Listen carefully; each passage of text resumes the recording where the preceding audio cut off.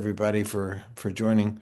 Um, Yusef Jackson will be with us in a little bit. He had something that got scheduled last minute, and he said he'd join us about 5 minutes later. So um, when I've been with Reverend for almost 50 years, doing things, and did not have uh, did not expect that I'd have the reaction when he died that I did, which is 2 days of almost paralysis of just floods of memories coming back in and remembering things that I'd forgotten, remembering things that um, it's like, oh yeah, that happened, and um, he was a transformational figure in my life. And actually, as I've said, the Arab American Institute wouldn't have existed had it not been for the '84 campaign, because we had been locked out of politics before then. We had one meeting at the DNC where they told us, we will not be meeting with you or recognizing your Arab American Democratic clubs, because if we did, it would put at risk our relationship with another community that's far more important than you are. And we don't want to risk that. And I was like, I said, there's an anti-Semite in the room and it's not me.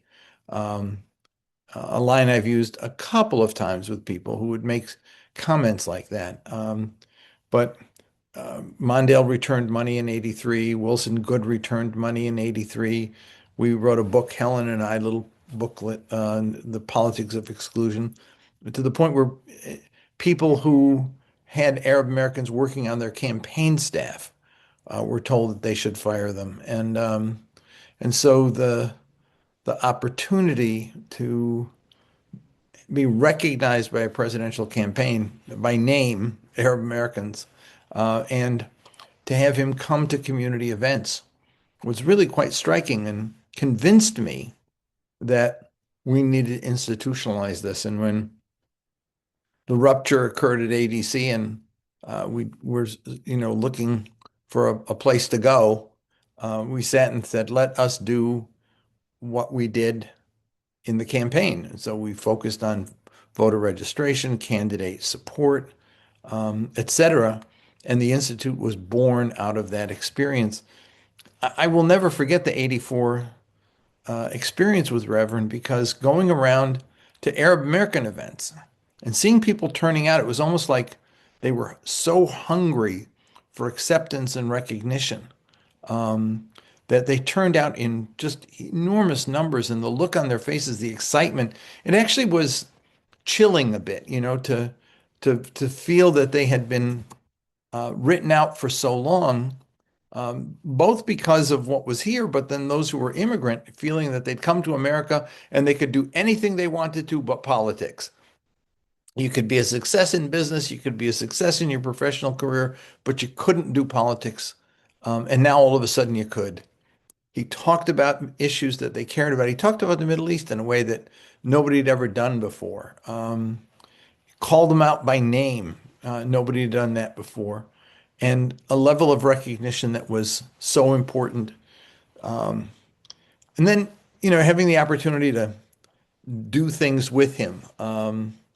I've said before, he was as comfortable in Cairo walking the streets as he was in Chicago. And it was the same reaction. People, he'd leave the building, and within a block, there were 50 to 100 people surrounding him, wanting to touch him, wanting to shake his hand. He was what the reaction that Pope Francis used to get, or Pope John Paul used to get. It was the same kind of thing. He was like a world figure that people recognized and felt he could do something. And in many cases, he did. I have uh, the distinction of being the person who told him not to go to Syria, that he'd never get a meeting with Assad or Free Goodman in 1984. The pilot who'd been shot down over Syria, the U.S. pilot, and Syrians were holding him prisoner. And Jesse said, we're going to go to Syria. Zogby research, see if we can get it done. I came back to him and I said, no, Reverend, I can get no guarantee that you'll meet with Assad and no guarantee that they'll even consider freeing the prisoner. I don't think he should go. It's too close to the election. He went anyway, because he knew that once he set foot in the country, that he'd get the meeting with Assad, that they wouldn't say no. And that once he got the meeting with Assad, he'd get the prisoner, that they wouldn't say no. And he was right. And I'd seen that same kind of reaction in so many cases. In the article, I tell the story about being in Jerusalem with him. It was just a stunning experience to Rabin and Perez. This was just months after 9/11, I'm sorry, after Oslo. And the there was peace in the air, and there was obviously Palestinians who didn't accept it, but Reverend said, "We're going to go and support this peace process." And the Palestinians who supported it held a conference in the Ambassador Hotel in East Jerusalem, and the Israelis said it can't happen, but we were already there. And I mean, before that, there was something else he did that was really quite striking. He wanted to go to the Haram al-Sharif and visit the mosque. And the Israelis met us at the entrance, and said, "You have to go with an Israeli escort." And he said, "I'm not going with an Israeli escort." And they fought about it for a few minutes. And Jesse said, "I am not going with you." And he went in alone, and the Israelis were frustrated by that. But he was determined that he would do it his way. We went to Jerusalem to the conference. The Israelis called and said, Shimon Peres called and said, "You cannot have the conference. There cannot be any political meetings with Palestinians in the city of Jerusalem." Jesse said, "But we're here to support the peace process." Peres said, "You can't do it." Got Rabin on the phone, who said, "You can't do it. We're surrounding the hotel and you may not do it. We'll shut the hotel down and take away their ability to operate in East Jerusalem if you go forward." And we talked to the hotel owners, and Jesse determined we would do it. He held the conference, and when it was over, um, he'd wanted to meet with Faisal Husseini, who was the titular leader of Palestinians in East Jerusalem, and he was at Orient House. And he said, "We're going over to Orient House." And the Israelis had surrounded the hotel with troops. And they said, "You can't leave the hotel." And he said, "We're going." And we walked through those lines. And to see these young Israeli kids with their guns, being told to block anyone from leaving. And when they saw Jesse, they all wanted to get their picture taken. They wanted to touch him, shake his hand. Um, and the commanders are barking at the guys saying, "Get away from him, stop them, don't let them go." And Jesse walked right through it over to Orient House. It was kind of remarkable to see the same things he did in the South, doing them in East Jerusalem. And um, yeah, courage, his stick-to-itiveness. One thing I'll never forget is just 3 or 4 days after he'd hired me, um, a group of Jewish leaders came to see him at the campaign, and with the message that he had to fire Zogby, uh, that it would be an obstacle to having me there in the campaign. Um, and I was like, "Oh shit, here goes." And he came out of the meeting and came into the office where I was. And I said, "What happened?" And he said, "I told him you're staying." And I said back to him, I said, "Look, I don't want this to happen. I'm going to quit. I just got my own," because I was working ADC at the time, and I didn't want to leave that. And Reverend looked at me and he said, "You do not quit. If you do, you give them what they want. What they're most afraid is that you'll stick around and fight." Yeah, I used to go over to the Howard Inn, which is where Reverend used to stay next to Howard University when he was there. And sometimes he'd go off and do something, and I'd stay behind with the with the kids. His older sister, Santita, who a little older than me, um, uh, called a little older than him, rather. Sorry, not older than me. God, nobody's older than me, except for you, Awad. I know that. I know you're older than me. Um, but she calls me Uncle Jim, which I think is cute. But the yeah, it was extraordinary to be around him and to see him use. The thing is that he had this power, um, and this charisma, and he used it. He used it to free prisoners. He used it to draw attention to issues. He used it to promote a nonviolent approach to solving problems. Um, I can think of other people, no names mentioned, who don't use it in that way. Who, I mean, just in one case, Barack Obama had the same ability. He'd leave the hotel and there'd be 50 people surrounding him, but he never used that personal power to transform a situation. Um, and Reverend did. Walked with people. You know, one thing I've been telling people that he never got credit for. He got credit for voter registration, but he never got credit for literally expanding the black middle class in America, by using that power to get Anheuser-Busch, to get Coca-Cola, to get Ford Motor Company, to get companies to agree to bring more African American franchisers to the table. Did fundraising in the '84 campaign, Yusuf, and one of the easiest ways to raise money was to call the McDonald's folks that your reverend, your father got franchises for, because they Yeah. knew that he had helped do that. Anyway, Well, so yeah, thank you for joining, man. I'm gonna kitchen couch, or rather living room couch with you some of this because I haven't had a chance to speak with anybody public about my feelings and some of my contextualization of my father's life and work since he passed last Tuesday, March 17th. But I will tell you, one of the things that's in my mind about how he worked, he did come with a barrel of money, with bullets around his a machine gun or any kind of weapons. He came loaded with a Bible, and not just a Bible that was there for symbolism, but a well-read Bible.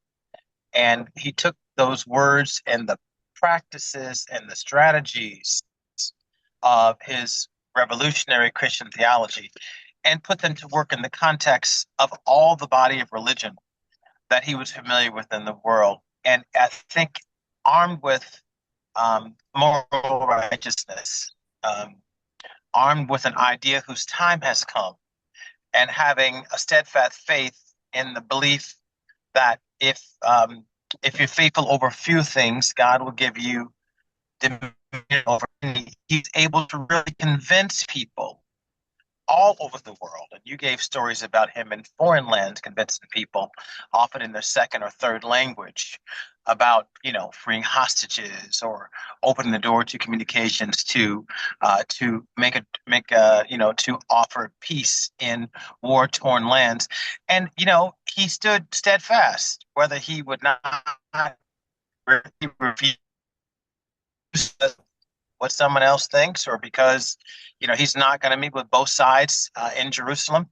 He stood steadfast, and I think that's why he's given us such a body of work to celebrate.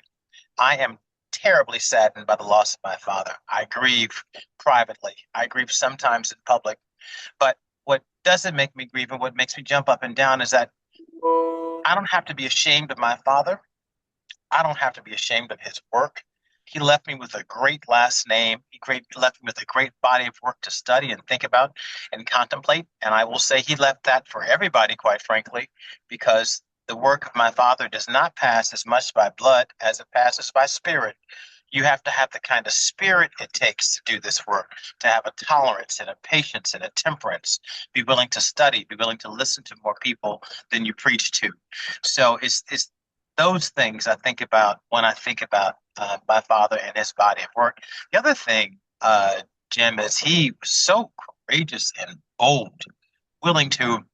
We're thinking just in the last several years of his decline. I think we were talking about this together once when the Ukraine war broke out, and even midway through the Ukraine war, you know, Reverend Jackson organizing a group of ministers and faith leaders to go and try to negotiate a settlement. He could barely speak in complete sentences, and he had complete thoughts, but the elocution was challenging. But even still, then, he was willing to work and use his body in the middle of a war zone to try to bring peace to people. I remember the summit we did on Gaza, and he was not speaking much at all. And I remember at one point mid through, he asked for the microphone, and there was this sense, oh no, it's going to be hard. But something sparked in him, something he heard sparked, and I taped what he said. I still have the recording of some of that.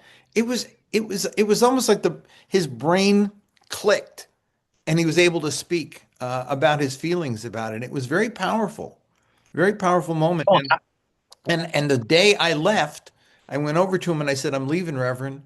And he just looked at me and he said, "Remember the babies. The babies are dying every day." And that was, I yeah. think, the last sort of complete thought he expressed to me.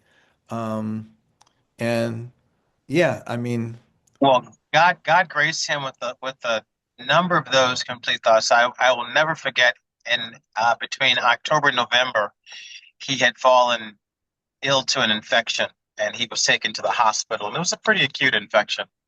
And he hadn't eaten, I think, at home in 5 or 6 days, and he began to sort of reject the water. And then we took him to the hospital because he was a swallow risk. They wouldn't give him water, which drove me a little crazy. And they wouldn't give him food. I got that part. But he ended up being at 14 days with no food and about 10 days with no water. And by I won't tell you the whole story, but he woke up. By the grace of God, he woke up and he said, "Give me a Coke."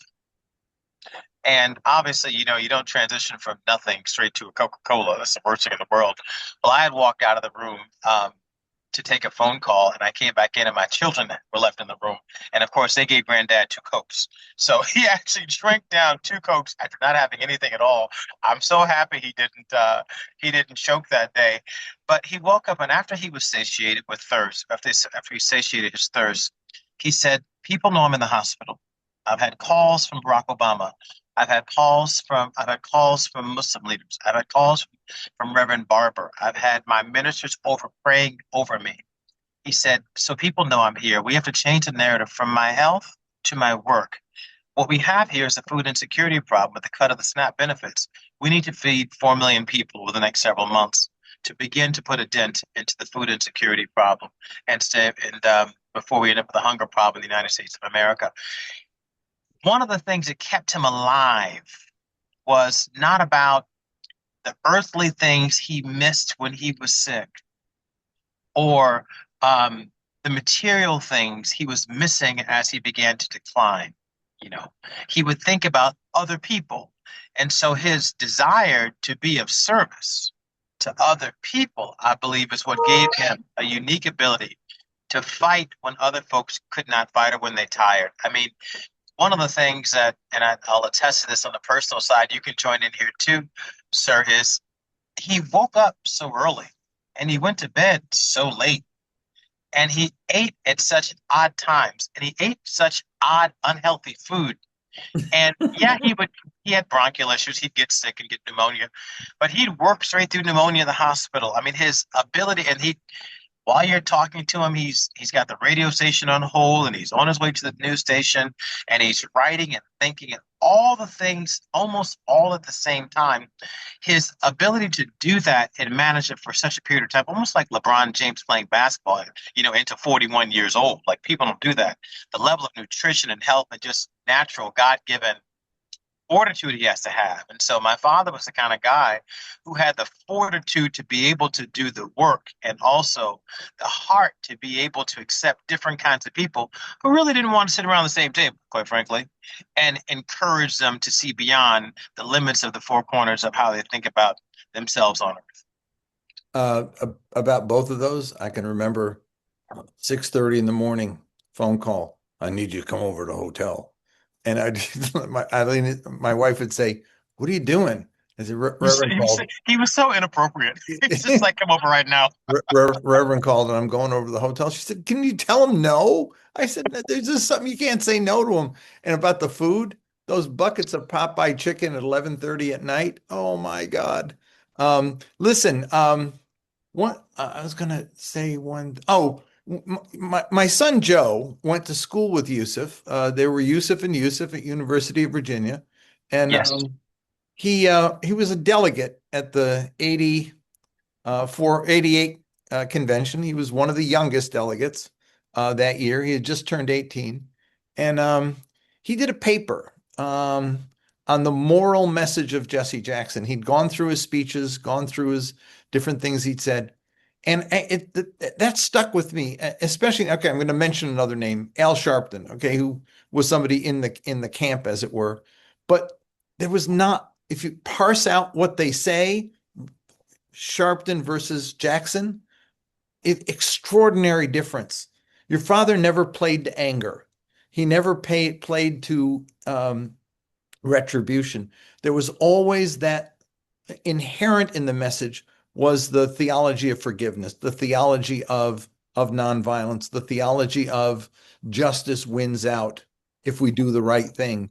And I remember Joe parsing out his speeches to find that message. It was very much, he was the disciple of King. He was the one who inherited the King, not just the rhetoric, but the morality of the message. And I don't think he got credit for that. There was I think the kind of the angry young black man racist imagery that sort of followed um, him, but they didn't listen to what he said. And when they finally listened to the speeches, they listened to his his um, his what he was telling people to do and how to think about something. That that very Christian message came through so clearly. Uh, Yeah, it's uh thank you for sharing that story about Joseph, who wrote on my dad at that time. Um, my father had a pretty simple, he had some Christian ethics that guided him throughout his life and guided him really before he met Dr. King. And it's if my people who are called by my name will mhm. humble themselves and pray, turn from their wicked ways, seek my face, then they'll hear from the kingdom of heaven. It was the faith that kept him going in spite of the hard times and the challenges, the rocky waters, the currents underneath that what he would face on a day-to-day basis, and that people face on a day-to-day basis. He fundamentally wanted to improve the conditions here on earth. And he found the key to improving the conditions systemically to our conditions on earth was through the disenfranchised, the disaffected, the poor. So the Bible would put it, blessed are the meek, blessed are the poor in spirit, for they are those who inherit the kingdom of heaven. And so he started right there with those people, because if we could get it right for the poor rejected bastard, to the guy who was born with no last name, to the guy who had three last names by the time he was in seventh grade, then we could get it right for everybody. If we could solve this riddle of the former slave, the group who had overcome Jim Crow, and if that group can maintain enough moral high ground to not get anger and bitter, but get better. And by that I mean build coalition with other disaffected and disenfranchised groups so that the rejected stones become the cornerstone of change. They have power that they didn't know they have. And they're able to set an example and a floor beneath no person on earth should live below by changing their conditions right here in the United States of America. And so he stayed right there. And what made him appear at sometimes unfocused was that he decided to take that ministry across culture and across politics and across business. And so in culture, you have art, you have music, you have sports. In business, you have all of the business things from the Wall Street Project. You have, in politics, you have the right to vote. So if you use the tools that God gives you across those different pillars of American life, you can affect all these things. Because when you're trying to build a society, the members of your society are in all of those pillars of life, and they all have to make progress. And so he did his best to sort of work the mechanics and the gears of all of those aspects of life. And so some of them he touched tangentially, some of them he was able to influence, and some of them he was able to, for a period of time, control. Um, I think I'm going to end at that note because I think that was really quite beautiful, Yusuf. You have inherited that from your dad. Same logic and compelling message. Thank you. Just want to thank you, sir, for your leadership. As you know, you were instrumental in writing the first Rainbow Coalition Charter. I'm asking you to help me write the second one. And thank you for mentoring me especially as I've assumed the leadership role at Rainbow Push as we rebuild our infrastructure there. With the many pieces that my father offered and the direction he left us. So he left very clear directions to both of us. So I thank you again. I appreciate your leadership, your friendship, and your mentorship, sir. One thing you've inherited from your dad is the fact that I have difficulty saying no. Just don't call me 6:30 in the morning. That's one thing that's out, completely out. That stays with him. Take Yeah, care. I'm a Thanks 9 o'clock everybody guy. for God joining, and I'll bless, see guys. you Thank you. all next week. Thank you.